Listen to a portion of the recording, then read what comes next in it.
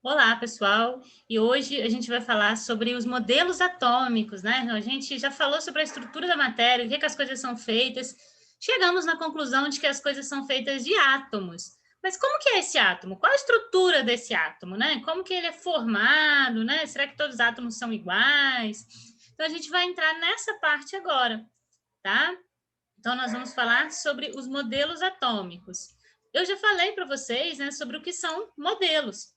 A gente já conversou de que, às vezes, quando nós não podemos, de fato, ter contato, né, com alguma coisa na ciência, fisicamente, se eu não posso tocar o átomo, se eu não posso enxergar o átomo, nós trabalhamos com modelos. O modelo, né, é como se fosse uma representação daquilo. Então, eu tenho representações de como é o átomo, né? Então, eles são aspectos estruturais do átomo, então é a estrutura do átomo, que foram apresentados por diversos cientistas para poder entender como é a estrutura atômica.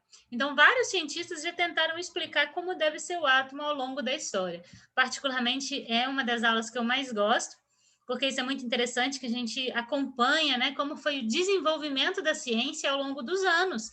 Né? Então, os primeiros cientistas, como que eles pensavam, né? Depois, lá na frente, né? O que estava certo, o que estava errado. Isso é muito importante, né? A gente vê que a ciência, ela acompanha a história, né? Não tinha como a pessoa saber como era um átomo há 500 anos. Existem as limitações tecnológicas. Então, à medida que há um avanço na tecnologia, um avanço na história, a gente avança também na ciência. E uma coisa puxa a outra. Então, isso é bem bacana, né? Particularmente, é uma das aulas que eu mais gosto. Então, essa questão, né, do que são feitas as coisas era até mesmo filosófica, né? Então, muitos gregos que eram pensadores, eles questionavam, né, se a gente fosse quebrando igual esse daqui, se a gente fosse só quebrando, quebrando, quebrando, o que seria o mínimo que a gente chegaria, né? Então, mesmo antes de Cristo, né, mais ou menos 500 anos antes de Cristo, esses dois pensadores aqui, Leucipo e o Demócrito, eles falaram, né, que teria como você ir partindo, partindo, partindo, e o menor que você chegaria seria uma partícula, por isso o nome, né? Você vai dividindo, você chegaria numa partícula que era indivisível. Você chegaria ao mínimo que você não conseguiria mais partir, né? Então, átomo significa indivisível. Essa palavra átomo que a gente usa até hoje, né? Ela vem do grego e significa indivisível, que eu não posso mais dividir. Né? Então, esses pensadores, eles afirmavam que as partículas elas iam ficar tão pequenininhas que seria impossível, né, a gente continuar essas divisões. Cientificamente falando, né, dentro da nossa concepção de ciência moderna, o primeiro cientista que resolveu abordar esse tema dos modelos atômicos, né, do átomo novamente dentro da química, foi o cientista John Dalton. Então, esse nome, Dalton, lembra daltônico, né? Aquela pessoa que enxerga cores diferentes. E tá certo, o Dalton ele era daltônico, e ele também foi o primeiro a pesquisar, né, sobre a sua doença, uma doença genética, né? Ele foi o primeiro a pesquisar sobre o assunto, por isso que a doença que ele possuía ficou conhecida como daltonismo, vem do nome dele. Olha só que cientista completo, né? Ele estudava genética, estudava fisiologia e também estudava química. Então, o John Dalton, ele foi o primeiro cientista, dentro do método científico que a gente conhece, a propor uma explicação para as propriedades da matéria. Então, ele propôs essa primeira teoria atômica, falando o que era, né, o que a gente chama hoje do primeiro modelo atômico que é conhecido. Então, a gente tem aqui, eu coloquei uma figura que eu achei muito legal, esse é o Dalton, tem uma carinha super simpática, né? E aqui, o avanço na história dos modelos atômicos. Então, o primeiro foi o Dalton, né? Outros pensadores já tinham falado sobre isso, mas dentro do método científico que a gente usa hoje, o Dalton foi o primeiro. Depois foi o Thomson, depois do Thomson, Rutherford, Bohr, Chadwick e hoje a teoria moderna dos modelos atômicos. Então, houve um avanço, uma evolução dos modelos atômicos ao longo da história. Esse, novamente, né, é o Dalton. O modelo atômico dele ficou conhecido como modelo bola de bilhar. Por que bola de bilhar? Ele falou que o átomo era semelhante a uma bola de bilhar, né? Bilhar é a sinuca, né? Então, para a gente, para eles lá é bilhar, a gente chama de sinuca, seria uma bola, parecendo uma bola de sinuca, né? Então, ele achava que o mínimo que a gente chegaria, se a gente fosse diminuindo, o mínimo que a gente chegaria seria algo semelhante a uma bolinha de sinuca desse tipo, né? Quando a gente vai desenhar um átomo, a gente acaba que faz bolinhas até hoje, né? Apesar que o modelo atômico atual ele é diferente, mas para simplificar, acaba que a gente retrata o átomo como bolinhas, que foi como Dalton propôs. Além disso, ele propôs algumas outras coisas, né? Que nós chamamos de princípios dentro da química, né? Dentro da ciência. Ele estabeleceu esses outros princípios. O primeiro princípio dele foi que todas as substâncias são formadas de pequenas partículas, que são os átomos. Então, ele falou que tudo que é matéria é formado de átomo. Estava certo, né? Tá certo até hoje. O segundo princípio dele foi que os átomos de diferentes elementos químicos têm diferentes propriedades, mas todos os átomos de um mesmo elemento químico são exatamente iguais. O que ele quis dizer? Né? O elemento químico é o hidrogênio, o oxigênio, o hélio, todos esses são elementos químicos. Ele disse que cada elemento químico tem as suas propriedades, ou seja, as suas características diferentes. Então, o oxigênio tem uma característica, o hidrogênio tem outra característica, o hélio tem outra característica, o carbono tem outra característica. E ele falou que todos os átomos de um mesmo elemento são iguais, ou seja, todos os átomos de oxigênio são iguais. Estava no caminho certo, não são exatamente iguais, mas eles são muito semelhantes, sim. Né? Então, ele também estava no caminho certo quando ele fez essa afirmação. Terceiro princípio, os átomos não se alteram quando formam componentes químicos. Certíssimo, né? Quando há uma reação química, os átomos eles não se alteram, né? Eles se reorganizam, como ele falou aqui no quinto princípio. As reações químicas são uma reorganização do átomo. Então, quando o oxigênio reage com o hidrogênio continua sendo hidrogênio, o oxigênio continua sendo hidrogênio, né? Então, os átomos continuam sendo eles mesmos, porém, há uma reorganização desses átomos, como se fossem pecinhas de Lego, né? Você desmonta e monta de novo de várias formas diferentes, mas a composição química não muda, né? E o quarto princípio, os átomos são permanentes e indivisíveis, não podem ser criados e nem destruídos. Aí que ele pecou, né? Então, os átomos, hoje a gente sabe que os átomos, eles são divisíveis sim, né? Ele é a menor partícula da matéria, mas a gente pode dividir um átomo? Pode sim, né? Então, foi um dos únicos preceitos em que ele não teve tanta sorte, mas o cara já acertou pra caramba, gente. A gente está falando de 1800 e pouco, né? Então, ele já fez muito. O Dalton, ele também foi o primeiro que construiu uma simbologia, né, para tentar catalogar os elementos químicos. Isso também foi muito legal, né, porque até então os cientistas não tinham muita noção desses elementos químicos. E ele tentou fazer representações, né? Então esse seria o oxigênio, o carbono, o hidrogênio, sódio. Então ele fez desenhos que pudessem representar os elementos químicos. Olha o gás carbônico, né? Então ele já sabia que o gás carbônico era um átomo de um tipo e dois de outro, a gente sabe que é o C do carbono e 2 átomos de oxigênio. Embora o aspecto do modelo atômico dele não tenha tido muitas aplicações práticas, né, a proposição dele foi excelente, né? Então, isso daqui, claro que não é desse jeito, mas a ideia dele em si foi muito boa. Aí, algum tempo depois, surgiu o Thomson. O Thomson, isso ainda no século XIX, né, começo do século XX, o Thomson, ele estava fazendo experiências, né, com raios catódicos, né, um aparelhinho, vou mostrar para vocês, e ele percebeu, né, que o átomo não era muito bem como o Dalton tinha proposto. Ele estava justamente testando o modelo atômico do Dalton, né, e ele demonstrou que os raios catódicos eles poderiam ser interpretados como partículas de energia negativa. Como assim? Isso aqui é um raio catódico, né? Então, é como se ele atirasse aqui dentro os átomos e ele percebia que esses átomos, eles se separavam. Então, o átomo não era indivisível, o átomo tinha partes menores. Essas partes menores, ele chamou de elétron, né? Então, essas partezinhas que ele conseguia separar do restante do átomo, ele chamou de elétron. Então, ele disse, olha, tem algo menor do que o átomo ainda, existem as partículas subatômicas. Essas partículas são os elétrons. E de acordo com esse experimento dele, né, esse elétron, ele tinha uma carga elétrica, né? Daí vem o nome elétron, porque tinha uma carga elétrica. E essa carga elétrica era negativa.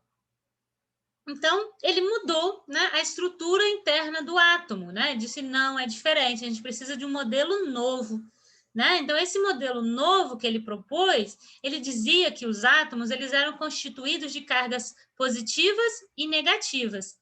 Como? Desse jeito aqui, né? Para a gente entender melhor, pense que é um bolinho, né? Esse bolinho aqui. Então, a massa do bolinho, ela seria toda positiva. Já as uvas passas grudadas dentro do bolinho, né, aqui na superfície do bolinho, as uvas passas, elas seriam os elétrons. Então, você tem o átomo como uma massa positiva e incrustado nessa massa positiva tem as partículas negativas, que são os elétrons. Então, a gente pode comparar, né, com esse bolinho aqui. Aí, aberto, ele ficaria dessa forma. Se a gente desenha, seria mais ou menos isso daqui, né? Então, uma massa positiva com partículas negativas incrustadas nessa massa positiva. Então, em 1897, finalzinho do século XIX, como eu disse, né, o Thomson ficou conhecido, né, nas ciências naturais, na parte da química, como o pai do elétron, que são as partículas negativas dos átomos. Algum tempo depois, né, o Thomson, ele tinha um aluno muito bom e ele colocou esse aluno para estudar o átomo. Esse aluno muito bom dele, ele era neozelandês, esse aluno, Rutherford, ele fez um outro experimento usando uma folha bem fininha de ouro dentro de uma câmara metálica. O objetivo era verificar, né, se as partículas alfas, quando elas atingissem a folha de ouro, se elas poderiam passar ou não. Como assim? Olha só, ele ia atirar partículas alfa com essa maquininha, como se fosse atirar mesmo, né? Pensa numa arma de paintball, né? Então, ele vai atirar tinta aqui. Se a tinta passar, significa que eu tenho espaço entre os átomos de ouro aqui dessa folha. Se não passar, é porque eu não tenho espaço. Aí ele fez esse experimento. Quando ele fez esse experimento, ele percebeu que algumas partículas, elas passavam. Outras, elas eram repelidas. Algumas passavam, outras eram repelidas e outras eram atraídas. Ele pensou, caramba, então não tem como a gente ter só partícula negativa, não.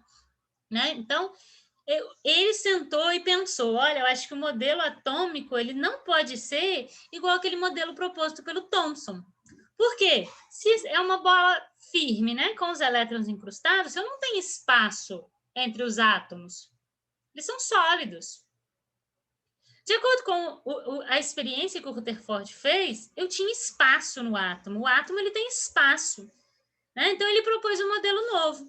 Esse modelo novo, ele disse que o átomo é constituído por um núcleo, então, interno, então, a parte do meio do átomo é o núcleo, onde tem cargas positivas. Essa carga positiva eu chamo de próton. Então, o núcleo tem o próton, que é a carga positiva, e tem espaço ao redor do átomo. E nesse espaço é onde ficam os elétrons.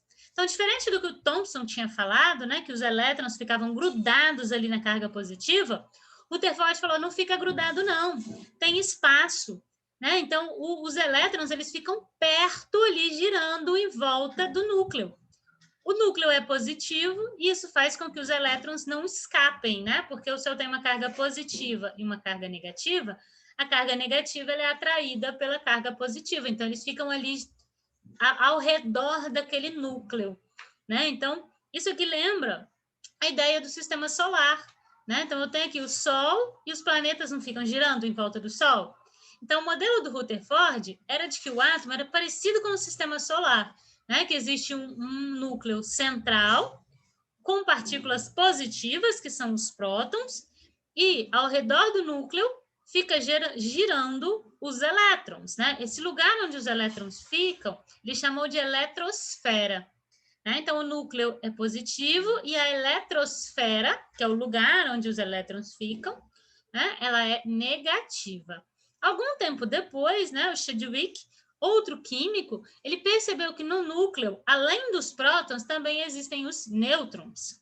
O nome ajuda pra caramba, porque nêutron é porque eles são neutros, eles não são nem positivos e nem negativos. Eles só garantem que os prótons fiquem ali no núcleo e não sejam repelidos um para cada lado.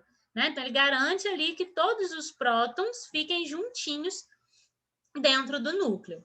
Então, nesse modelo do Rutherford, ficou estabelecido que existem 3 partículas subatômicas, ou seja, o átomo é formado por partículas menores ainda, que são subatômicas, e são elas prótons, que são positivos, nêutrons, que são neutros, e elétron, que é negativo. Rutherford, depois, olha como é bom você ter bons professores, né? O Rutherford, ele tinha um bom aluno, que era o Bohr, e ele colocou o Bohr também para estudar o modelo atômico. Falou, olha só, vamos melhorar esse modelo atômico aqui. E o Bohr também fazendo experimentos, e ele conseguiu melhorar o modelo atômico do Rutherford. Né? Então, ele propôs uma nova estrutura melhorada do modelo de Rutherford. Não é que o do Rutherford estava errado, estava incompleto. Né? O que o Rutherford percebeu? Rutherford não, desculpa, o Niels Bohr. Né? O Bohr, ele percebeu que a eletrosfera ela não é bagunçada, né? A eletrosfera ela é organizada no que ele chamou de orbitais ou níveis eletrônicos. O que são esses orbitais ou níveis eletrônicos? É o lugar onde fica cada elétron na eletrosfera. Então, existe aqui, é como se fossem as órbitas dos planetas. Marte não tem uma órbita, não tem um lugar em que Marte orbita o Sol. Não existe um lugar delimitado onde a Terra orbita o Sol. Da mesma forma, existem locais delimitados onde os elétrons orbitam o núcleo. Né? Então, existem camadas, que são esses locais, né? São os orbitais onde os elétrons ficam. E ele percebeu que aqui, mais perto do núcleo, só cabia 2 elétrons. Então, tem um lugar aqui onde ficam 2 elétrons. Mais longe um pouquinho, tem um lugar aqui onde ficam 8 elétrons. E depois mais 8, 32. Então, e por aí vai. Então, o Bohr, ele propôs, né, que haviam esses orbitais, que eram os lugares onde os elétrons ficam na eletrosfera. E outra proposta de Bohr, né, que ele percebeu, é que o elétron é muito pequenininho. O átomo já é pequeno, né? O elétron é muito menor.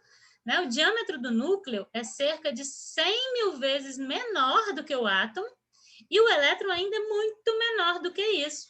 Então, boa parte do átomo é um espaço vazio. Se a gente fosse fazer uma comparação, né, o átomo seria o Maracanã, a bola de futebol no centro do Maracanã é o núcleo, e bolinhas de gude na arquibancada seriam os elétrons.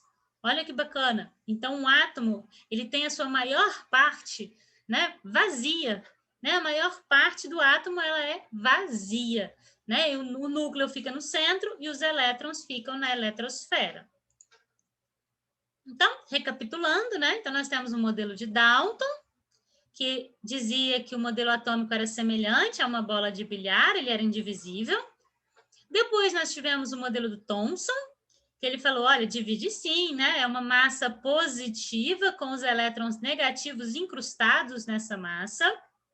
Depois veio o modelo de Rutherford, que é um modelo planetário, onde você tem o núcleo no centro, com os prótons e os nêutrons, e ao redor desse núcleo você tem a eletrosfera com os elétrons que são negativos. E, por último, tem o modelo de Rutherford-Bohr, em que ele propõe a presença de orbitais, que são os lugares certinho onde esses elétrons estão na eletrosfera. Depois disso aqui tem mais? Tem, a gente tem mecânica quântica que ainda mexe com isso daí. Mas, por enquanto, são esses 4 modelos atômicos que vocês precisam entender. Uma coisa muito interessante, né, é a questão da lei de conservação das massas e o modelo do atômico do Dalton. Lavoisier, que é conhecido como pai da química, né, porque ele foi praticamente criou a química, teve um monte de contribuições, e ele fez vários experimentos, ele criou o que ele chamou de lei de conservação das massas. Essa lei, ela diz que as transformações químicas que ocorrem em um ambiente fechado, a massa inicial ela tem que ser igual à massa final. Então, né, se eu quero fazer Vamos pensar, se eu quero fazer um bolo de 2 quilogramas, eu tenho que usar quanto de farinha? 2 quilogramas de farinha, porque a massa dos meus reagentes vai ser igual à massa dos meus produtos. Olha aqui um exemplo. A água, né, ela sofre a decomposição e ela gera o gás hidrogênio e oxigênio. Lembra, a água é H2O, né? Então, eu tenho hidrogênio e tenho oxigênio. Se eu tenho 18 gramas de água, eu formo 2 gramas de hidrogênio e 16 gramas de oxigênio. Somando, eu tenho 2 mais 16, 18. Se eu tenho 9 gramas de água, vai ser 1 grama de hidrogênio, 8 gramas de oxigênio. 1 mais 8, 9. E sempre, né? Então, sempre aqui, o meu reagente, que no caso é a água, ele vai ter a massa igual à massa do meu produto, né? Então, esse daqui é um dos exemplos. E com base nessa lei de conservação das massas, é possível a gente prever, né, quanto que você vai ter de produto que é formado, né? Porque o seu produto está relacionado a quanto que você utilizou de reagente em uma reação química.